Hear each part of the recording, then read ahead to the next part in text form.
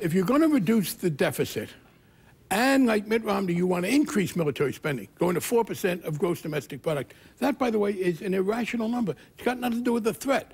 The fact that there's no more Soviet Union will still go up. So you raise military spending, you don't get any net new tax revenue. How do you reduce the deficit?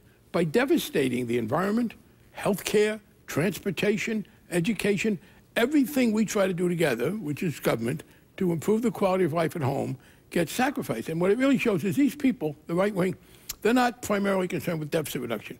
They're looking for a way to cut back on our efforts to promote our common good. So they exempt military spending, in fact, they increase it, and they exempt taxes. But people now understand that. There was a growing understanding. But you know, when Meatloaf endorsed Romney today, and Meatloaf, he's a semi-intelligent entree, he said,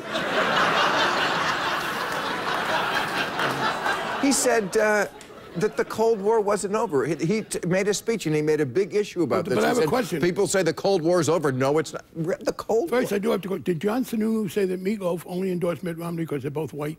I mean, I'm wondering if that's the rule. The answer is yes, the Cold War is long since over, and that's part of it.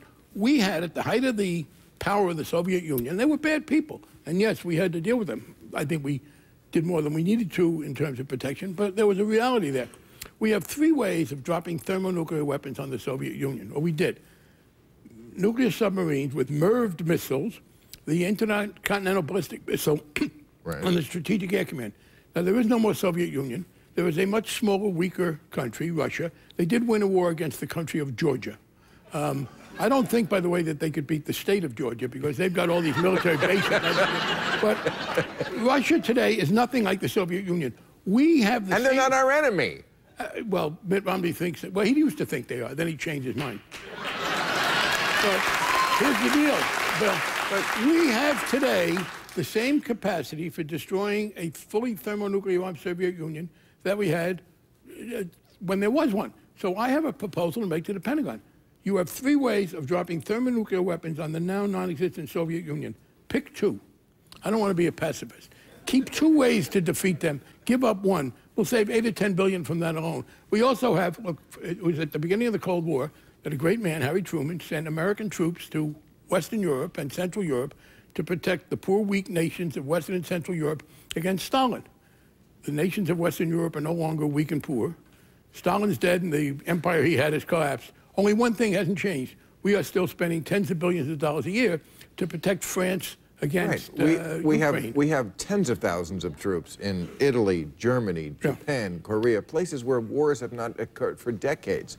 And we spend, I think, something like 42% of our total budget on defense, right? And I don't know if that includes nukes or Homeland Security. Yeah, well, it doesn't include Homeland Security. It includes the nukes. They're in the another budget. But people talk about terrorism. We are spending billions and billions now on Homeland Security. So, yeah, by the way, I worry about the Koreans. I wouldn't pull out of Korea right away. But in Japan, we sent troops to Japan, by the way, not to protect Japan, but to reassure the rest of Asia that Japan wouldn't attack them again. I'm ready to say that's probably receded to the point where we can pull the Marines off of Okinawa. I mean, so much of defense spending, let's be honest, is really just a welfare program. I mean, we have a tank, we have the greatest tank ever, but we have 3,000 of them just sitting on a lot here, I think, in California. And you know how many tanks the Taliban has? None, unless they steal one of ours. Right. Guys, but they keep making them because it's a jobs program. And we have more and more nuclear submarines. I think there should be a requirement for a weapon that we have not enforced. It's not enough that it have great technical capacity. It has to have an enemy. You shouldn't be building weapons that have no enemies. We have a lot of weapons. Now, people are told, you know, they said, well, we got to be careful. Look at China. China is increasing, and it is true. China just launched its first aircraft carrier. And you know about the Chinese aircraft carrier. Yeah, They bought it from Ukraine. Right. It is a retrofitted Ukrainian ship, and you can't land planes on it. Right. Otherwise, it's a very scary aircraft carrier.